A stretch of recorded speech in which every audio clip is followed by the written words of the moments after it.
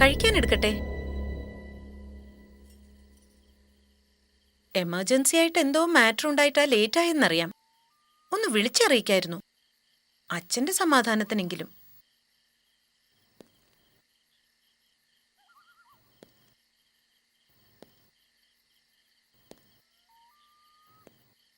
പറയായിരുന്നല്ലോ അച്ഛനോടെല്ലാം. എന്താ സൂര്യ മീൻ ചെയ്യുന്നത്? Don't repeat your play.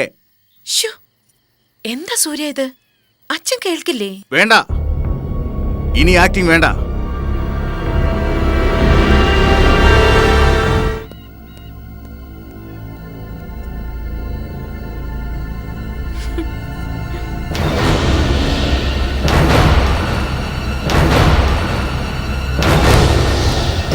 നീ എന്താ വിചാരിച്ചത്? സൂര്യ, നിന്റെ കയ്യിലെ കളിപ്പാവാണ് ഞാനെന്നോ? എല്ലാം അറിഞ്ഞുകൊണ്ട് ഇത്രയും കാലം ഒന്നും അറിയാത്ത പോലെ. ഓക്കെ, സമ്മതിച്ചു.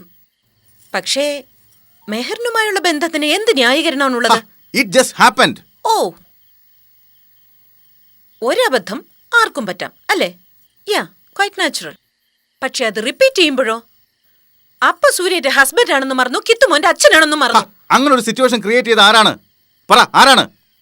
എന്റെ ഭാര്യയും കിത്തുമോന്റെ അമ്മയാണെന്ന് മറന്നിട്ട് നീ ഇറങ്ങിപ്പോയതാണ് കാരണം. നോ എന്ന് പറയാമോ നിനക്ക്? Reasonable explanation. എത്ര ചീപ്പായി സംസാരിക്കാൻ കഴിയുന്നു സൂര്യയ്ക്ക്. സെൽഫ് മെയ്ഡായ ഒരു ബിസിനസ്മാന്റെ എല്ലാ ഡിപ്ലോമസിയും കളഞ്ഞിട്ട് സ്വന്തം അഡ്വക്കേറ്റിന്റെ പിന്നാലെ പോകാൻ മടിയുണ്ടായില്ല നിങ്ങൾക്ക്? അതേടി, ഞാൻ പോകും.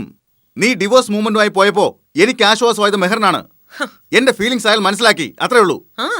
അതൊരു ചാൻസ് ആണെന്ന് നിങ്ങൾ മനസ്സിലാക്കി, അത്രേ ഉള്ളൂ.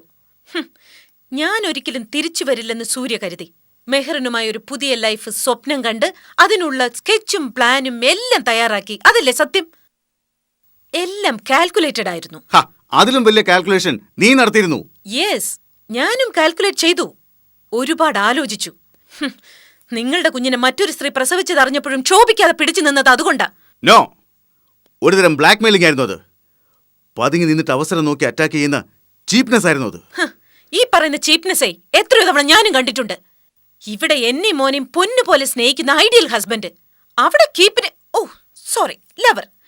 ലവറിന് രഹസ്യമായി വീടെടുത്ത് താമസിപ്പിക്കുന്ന മാന്യൻ, ബിസിനസ് മീറ്റിംഗ് എന്ന് കള്ളം പറഞ്ഞ് വീട്ടിലും ഹോസ്പിറ്റലിൽ അവരെ പരിചരിക്കുന്നു.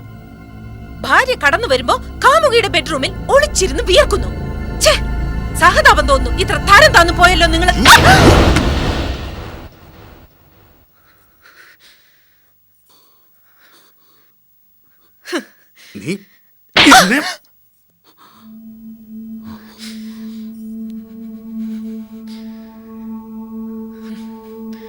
കൊള്ളാം, രണ്ടു കുട്ടികളുടെ അച്ഛന് ചേർന്ന പ്രവൃത്തി.